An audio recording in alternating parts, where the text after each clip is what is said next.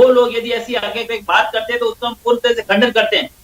बिल्कुल बहिष्कार कीजिए, खंडन करने से क्या होगा, खारिज करने से क्या होगा, बहिष्कार कीजिए उन्हें। उस धार्मिक समाज का हिस्सा नहीं होना चाहिए जो लोगों को दिशा दिखाना चाहता है। मैसेज जाएगा लोगों के बीच में, लेकिन ये हिम्मत क्या धर्म दिखा पाएगा, इसे लेकर मुझे अपने डाउट्स हैं।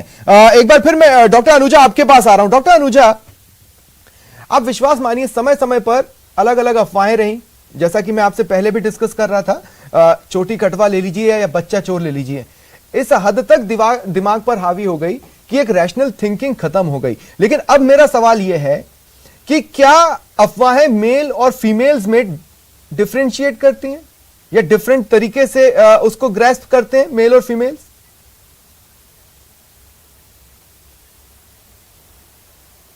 हाँ, क्योंकि दोनों का माइंड मेकअप अलग होता है। ये तो आप समझते ही है ना, जब घर में एक औरत और एक मर्द या घर में एक बच्चा तो पैदा होता नहीं है, लड़की और लड़का पैदा होते हैं। तो जब आप देखिए कि जब घर में लड़की और लड़का पैदा होते हैं तो उनकी जो परवरिश ही एक अलग तरीके से होती है। तो जब परवरिश एक तरीके से नहीं होती और उनके दिमाग में जिस तरीके से घर किया जाता है, बात करी जाती है, और ये भूल जाते हैं कि यही लड़की बड़ी होकर माँ बनेगी और यही लड़की आगे बच्चों को जन्म देगी और जो वो बच्चों को यही पढ़ाएगी सबसे पहले। तो जहां पर ये सोच ही इस तरीके की नहीं है, जो वो देखती है वो करती है, जो लड़का देखता है वो करता है। घर में जो बड़े बूढ़े हैं जिस तरीके से पूजा करेंगे, जिस तरीके से दवाइयों का सेवन करेंगे, जिस तरीके से खाने का सेवन करेंगे, जिस घर में बच्चों को पैर बड़े लोगों के पैरों को हाथ लगाना, बहुत सी जगहों पर जो विजुअल्स या बाइट्स देखी होंगी न्यूज चैनल्स में, उसमें मैक्सिमम महिलाएं हैं या फिर वो युवा हैं जो कोरोना लेने को तैयार हैं पर वैक्सीन लगवाने को तैयार नहीं है। मेरा सवाल आपसे यह है कि क्या इन महिलाओं का वैक्सीन नहीं लेने का डिसीजन मेल ड्रिवन है?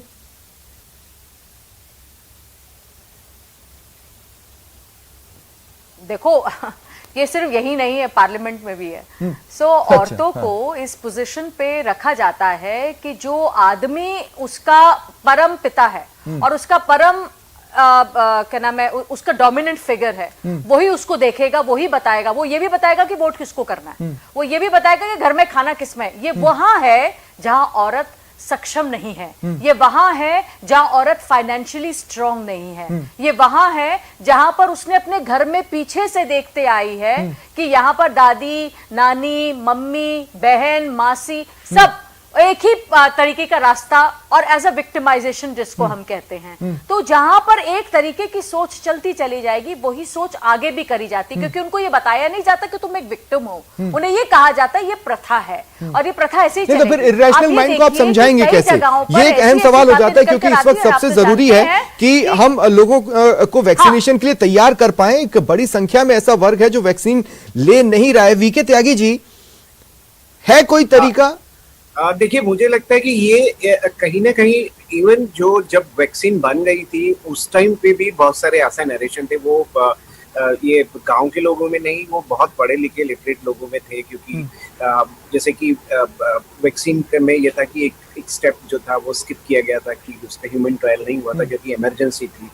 तो वहां पे भी कई तरीके की जो पढ़े लिखे लोग हैं उन्होंने बोला कि ये पता नहीं क्या है, इसका क्या होगा, इसमें तो उसको पूरी तरीके से टेस्ट नहीं किया गया है।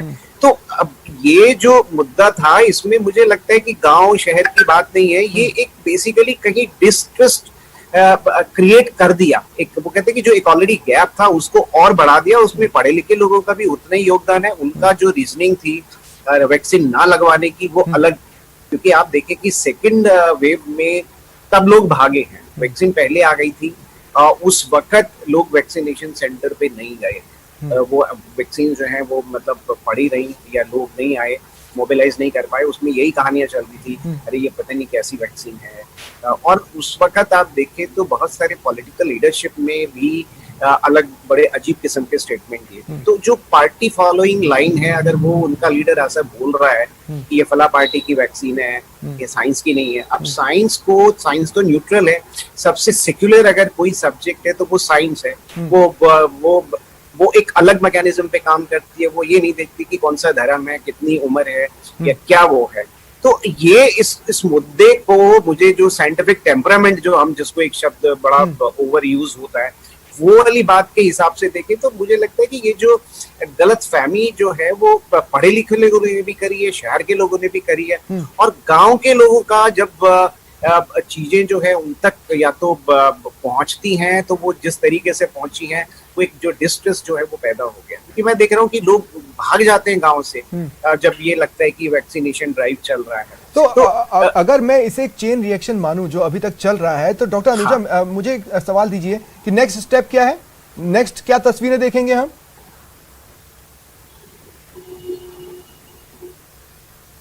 देखिए, चेन रिएक्शन जो आप कह रहे हैं जो चल रहा है इस वक्त, वो चेन रिएक्शन के अंदर यही नजर आ रहा है कि आने वाले वक्त के अंदर पॉसिबिलिटी क्या है कि लोग जैसे अभी आपके वन ऑफ द पैनलिस्ट बात कर रहे हैं। देखिए, यहाँ पर जरूरत है पॉजिटिव एंड नेगेटिव रेनफोर्समेंट की। तो जहां पर आप लॉकडाउन में भी आपको याद होगा कि लोग मास्क नहीं लगाते थे स्टार्टिंग में, डर जाते थे मास्क लगाने से सांस नहीं आएगा, एंजाइटी, पैनिक अटैक और ये सब चीजें चलेंगी।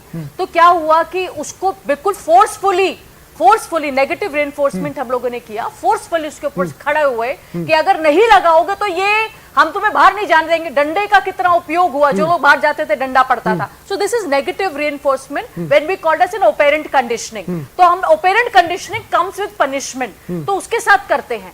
अब क्या करना पड़ेगा कि वैक्सीन के साथ आप इनको, अगर हम कोई पनिशमेंट इस तरीके से या इनकी कोई निजी चीज इसके साथ जोड़ दी जाती है, जैसे अभी आप इन्होंने देखा कि मर जाओगे अगर वैक्सीन नहीं लगाओगे, तो अभी हमने देखा सेकंड वेव। डॉक्टर अनुजा मुझे एक बात बताइए, क्या वो वैक्सीन लेते ही एंजाइटी के शिकार नहीं हो जाएंगे? क्या वो पैनिक नहीं कर जाएंगे अगर हम इस तरीके से पनिशेबल बनाकर उनसे जबरदस्ती करवाते हैं? आपको उनको पहले तो 100% समझाना ही होगा। नहीं, समझाने के लिए वही कह रही हूँ, समझाने के लिए उससे पहले उन्हें जो वही उनके जो खुद के लोग हैं, जैसे पंचायत है, उनकी जो कई कितनी औरतें हैं जो पंचायत में खड़ी हैं प्रधान बन के, उसके साथ घर का जो फैक्टर है। ऐसा नहीं है कि घरों में टीवी नहीं है, बहुत जगहों पे टीवी है और लोग देख रहे हैं। जब इलेक्शन देने जाते तो वोट कैसे देते हैं? आजकल सब बंदा वोट दे रहा है ना, सबको पता है ना। पहले वोट पहले नहीं देते थे, वोट बंदा निकल के जा रहा है ना। ऐसा नहीं है, हम जो चाहे तो कर सकते हैं। मेरा अंतिम सवाल है, मेरा एक अंतिम सवाल है वीके त्यागी जी, मैं आपके पास आ रहा हूं। और देखिए, मेरा सवाल जो मैं बोलना चाह रहा हूं वो सिर्फ इतना कहना चाह रहा हूं कि अगर हम पोलियो वाज सक्सेस, क्यों सक्सेस था? क्योंकि हम लोगों के घरों तक गए, जो कि उड़ीसा ने ट्राई किया और मैक्सिमम वैक्सीनेशन परसेंटेज के साथ वो आगे चल रहा है। मैं ये कह रहा हूं, अगर हम घरों तक वैक्सीन लेकर जाते हैं तो क्या कुछ बदलेगा, या वहां पर अभी भी इसी तरह का विरोध रहेगा? मुझे लगता है कि यहाँ पे ना एक फैक्टर और है जो थोड़ा कंसीडर करना पड़ेगा, क्योंकि अगर ये ओरल वैक्सीन होती ना तो शायद और थोड़ा जो एक्सेप्टेबिलिटी है वो बढ़ जाती, क्योंकि ना ये कहीं ना कहीं गांव में मैंने देखा है इसमें जहर है। नहीं, सुई से डरते हैं। सुई जो दर्द देगी, आप देखिए कि जो वैक्सीनेशन, अगर ये मैं वही कह रहा हूँ कि अगर ये शायद ओरली ये ओरल वैक्सीन डेवलप हो जाए तो सिचुएशन जो है थोड़ी बेटर मुझे लगता है, क्योंकि ये जो नरेशन है ये सेकेंडरी है। पहला वही है जो डर जो है सुई लगवाने से।